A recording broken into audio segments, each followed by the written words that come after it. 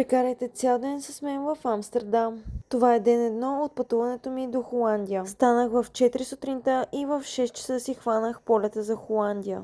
За съжаление не тръгнахме на време, тръгнахме с половин час забавене, защото двама се отказаха на полета, вече се бяха качили на борда и трябваше да претърсят целия ни багаж.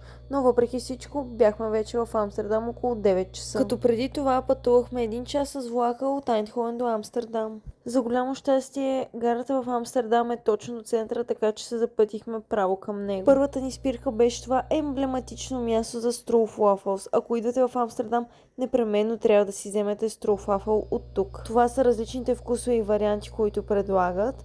И след малко ще ви покажа какво си избрахме ние, но искам да ви кажа, че напълно си заслужава 10 евро за една такава малка бисквитка, защото бяха уникално вкусни. А ето ги нашите бисквити с орео, брауни и карамел.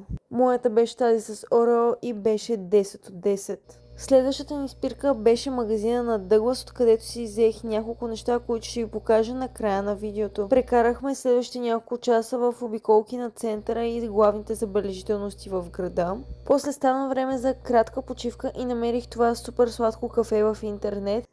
И понеже аз вече не пия кафе, си взех едно матча лате, което беше много добро. После продължихме с още няколко часа разходка по каналите и се запътихме към едно друго много сладко място, а именно Зандам, където може да видите ето тези супер красиви къщи. Не съм сигурна това дали се води отделен град или част от Амстердам, но беше много готино да се види. Това беше ден едно от холандското ми пътуване. Имайте предвид, че всеки ден ще съм в различен град, така че ме последвайте, за да не пропуснете нищо. А утре ще сме в града, в който съм живяла преди точно 10 години, така че определено не е за изпускане. По-рано ви казах, че ще ви покажа какво си взех от Дъглас и ето това е всичко.